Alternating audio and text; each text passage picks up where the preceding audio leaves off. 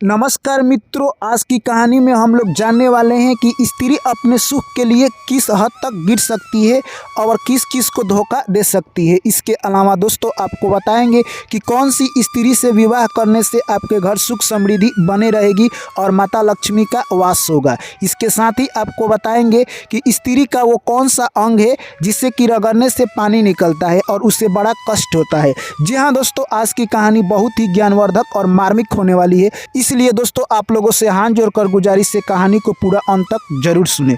चलिए दोस्तों, उससे पहले आप लोग चैनल को सब्सक्राइब और वीडियो को लाइक कर दीजिए।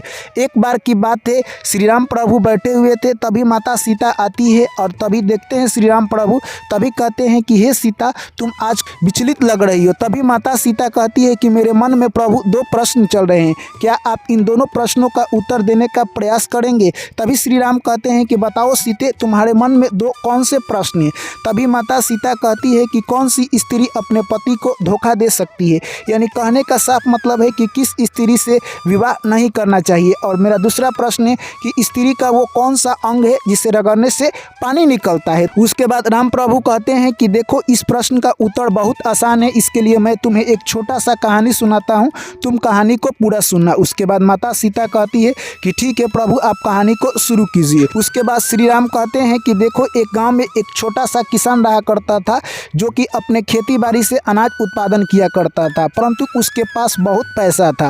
वो बिजनेस के सिलसिला में एक बार शहर जाने वाला था, जो कि विदेश में जाने वाला था। इस तरह से किसान सोचता है कि उस जगह पर मैं पहली बार जा रहा हूं और अपने बेटियों के लिए कुछ मैं वहां से ज्वेलरी लेते आऊँगा। इस तरह से वो अपने बड़ी बेटी को बुलाता है और कहता है कि हे बेटी, तुम मुझे कितना प्यार करती है। तभी वो कहती है कि जान से भी ज़्यादा मैं पिताजी आपसे प्यार करती हूँ। यह सब बात सुनकर किसान काफ़ी खुश होता है और कहता है कि मैं जा रहा हूँ विदेश, बताओ तुम्हारे लिए क्या लेकर आऊँगा। तभी वो कहती है कि आप मेरे लिए ज्वेलरी लेकर आइएगा। इस तरह से किसान कहता है कि ठीक है, तुम्हारे लिए मैं अच्छी सी ज्वेलरी लेकर आऊँगा, क्या पता फिर विदेश जा पाऊँगा या नहीं, इसलिए मैं तुम्हें ज़रूर लेकर आऊँगा। और किसान कहता है कि जाओ तुम अपनी छोटी बहन को भेज दो। इस तरह से दोस्तों वो जाती है और अपने छोटी बहन को भेज देती है। उसके बाद दोस्तों वो आती है, तभी किसान कहता है कि हे पुत्री, तुम मुझे कितना प्यार करती हो। तभी छोटी लड़की कहती है कि हे पिताश्री, मैं आपसे उतना ही प्यार करती हूँ जितना कि सब्जी में नमक होता है। यह बात सुनकर किसान को काफ़ी बुरा लगता है और कहता है कि बस चिटकी भर मुझे प्यार करती हो, जाओ मैं तुम्हारे लिए कुछ लेकर नहीं आऊँगा। यानी किसान को उस लड़की का मतलब समझ नहीं आता है और वो नाराज़ हो जाता है और विदेश चला जाता है। जैसे ही वहाँ विदेश जाता है और विदेश से जब वापस आता है, अपने बड़ी लड़की को एक सोने का ज्वेलरी देता है। यह सब देखकर उसकी बड़ी लड़की काफ़ी खुश हो जाती है और जैसे ही छोटी लड़की देखती है वो उससे भी ज़्यादा खुश हो जाती है। तभी किसान कहता है कि मेरी छोटी लड़की इतना खुश क्यों है, क्योंकि मैंने तो इसको कोई ज्वेलरी नहीं दी है। परंतु किसान सोच में यही था कि मैंने अपने छोटी लड़की के लिए कुछ भी नहीं लाया, परंतु वो खुश क्यों है। और अपने छोटी लड़की को बुलाकर कहता है, देखो तुम मुझे नमक भर प्यार करती हो, इसलिए तुम्हारा अंजाम यही हुआ, देखो मैं तुम्हारे लिए कुछ भी नहीं लाया हूँ। दोस्तों छोटी लड़की थी जो कि काफ़ी समझदार थी, कहे तो वो अपने पिता से बहुत प्यार करती थी। इस तरह से दोस्तों समय निकलता गया और एक दिन की बात है, उसके घर यानी एक राजकुमार आता है जो कि अपने विवाह के लिए लड़की ढूंढने के लिए चला था। तभी वो राजकुमार उस किसान से कहता है कि मेरे पिताश्री का आज्ञा है कि मैं स्वयं अपना लड़की ढूंढकर शादी करूं, इसलिए आपके घर जो दो लड़की है मैं उन लोगों से बात करना चाहता हूं, अगर मेरे पिता कहते हैं तो आपकी लड़की से मैं शादी कर सकता हूं। तभी किसान कहता है कि मेरे घर दो लड़कियां हैं और बड़ी लड़की की सबसे पहले शादी करना चाहता हूँ। तभी वो राजकुमार कहता है कि आप बड़ी लड़कियों को मेरे साथ घर जाने दीजिए, मैं कुछ प्रश्न पूछूंगा और मेरे पिता को पसंद आ गई ये लड़की तो इसी के साथ शादी होगा। इस तरह से दोस्तों आपको बता दें, यानी वो लेकर राजकुमार उस किसान की लड़की को घर चल देता है और ले जाकर उसे एक गद्दी वाला बिस्तर पर बैठाता है और बोलता है कि क्या तुम इससे पहले गद्दी वाला बिस्तर पर बैठी हो। वो कहती है कि नहीं। उसके बाद जो राजकुमार था वो खुशबूदार जूस लाता है और उसको पीने के लिए दे देता है, बोलता है कि क्या तुम इससे पहले कोई इतना खुशबूदार जूस पी हो। तभी कहती है कि नहीं। वो अपने पिता को बुलाता है और उसके पिता कहते हैं कि नहीं, तुम इस लड़की से शादी मत करो। इस तरह से राजकुमार बड़ी लड़की को लेकर किसान के पास जाता है और पहुंचा देता है, मेरे पिताजी का आज्ञा है कि ये आपकी बड़ी लड़की मेरे लिए शादी के अयोग्य नहीं है, इसलिए आप अपने छोटी पुत्री को मेरे साथ जाने का आदेश दीजिए। और छोटी पुत्री को लेकर जाता है और फिर वैसा ही करता है, एक गद्दा पर बैठा देता है, बोलता है कि क्या तुमने इतना मुलायम गड्ढा पर कभी बैठी हो? तभी वो कहती है कि हाँ मैं तो डेली बैठती हूँ। उसके बाद फिर खूब खुशबूदार जूस लाता है और दे देता है।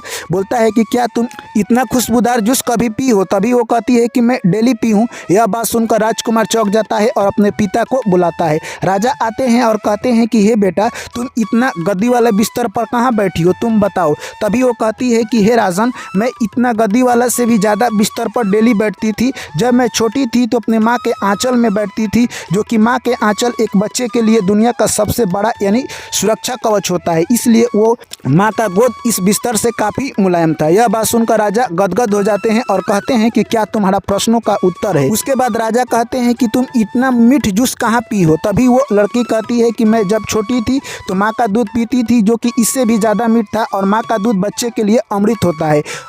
यह बात सुनकर राजा कहते हैं कि मैंने तुम्हें मान लिया, तुम बहुत चालाक हो और मेरे पुत्र से तुम शादी करने के योग्य हो। इस तरह से राजा उस किसान के पास जाते हैं और कहते हैं कि आपकी छोटी पुत्री हमारे लड़का के शादी करने के योग्य है, इसलिए मैं आपके छोटी पुत्री से अपने लड़के का विवाह करना चाहता हूं।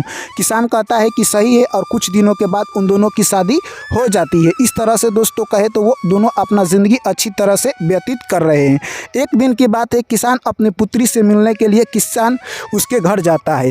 तभी उसको पता चलता है और वो 56 प्रकार की भोजन बनाती है, जिसमें बहुत प्रकार की सब्जी बनाई गई थी। जैसे किसान आता है, पुत्री अपने पिता को गोर लगती है और उसे खाना परोस देती है। इस तरह से राजकुमार भी वहीं पर बैठा हुआ था। जब किसान वो खाना खाता है तब देखता है कि किसी में नमक की जगह चीनी मिलाई हुई है, कहीं पर यानी खट्टा चीज़ मिलाया हुआ है। इस तरह से सबका स्वाद अलग अलग आ रहा था। इस तरह से किसान कहता है कि हे दामाद जी, क्या आपने ये सब खाना बनाया है? इसमें आपने स्वाद चखा है? तभी वो कहता है कि नहीं, मैंने तो स्वाद नहीं चखा है, परंतु ये सब आपकी लड़की ने ही बनाई है। तभी किसान कहता है कि कोई बात नहीं है। इतने ही देर में उसकी लड़की आ जाती है। तभी किसान कहता है कि जब तुम खाना बनाती हो तो क्या एक चिटकी नमक डालना भूल जाती हो? आखिर नमक तुमने सब्जी में क्यों नहीं डाला है? तभी किसान की लड़की कहती है, हे पिताश्री, आपको अभी समझ आया एक चिटकी नमक का क्या मोल है? तभी किसान को समझ आ जाता है कि मेरी पुत्री क्या कहना चाहती है। उसके बाद उसकी पुत्री कहती है कि मैं उस दिन आपसे कह रही थी कि मैं एक चिटकी नमक के बराबर आपसे प्यार करती हूँ, तो आपको समझ नहीं आया। तभी किसान समझ जाता है कि एक चिटकी नमक का यानी सब्जी में कितना मोल है। यानी एक चिटकी नमक अगर सब्जी में ना रहे तो सब्जी का सारा स्वाद बेकार हो सकता है। किसान अपने पुत्री से माफ़ी मांगने लगता है और कहता है कि तुम साक्षात लक्ष्मी हो, तुम मुझे माफ़ कर दो। इस तरह से उसकी लड़की कहती है कि हे पिताश्री, मैंने आपको उसी दिन माफ कर दिया, और किसान उठकर अपने पुत्री को गले लगा लेता है। तो दोस्तों इस तरह से यानी कहे तो उसके बाद श्री राम कहते हैं कि देखो सीते, यह कहानी यहीं पर समाप्त होती है, और इस कहानी से हमें यही सीखने को मिलता है, जिस तरह से सब्जी में एक चिटकी नमक का महत्व होता है, जिंदगी में उतना ही प्यार आदमी से करना चाहिए जितना कि उस नमक में सब्जी का महत्व है।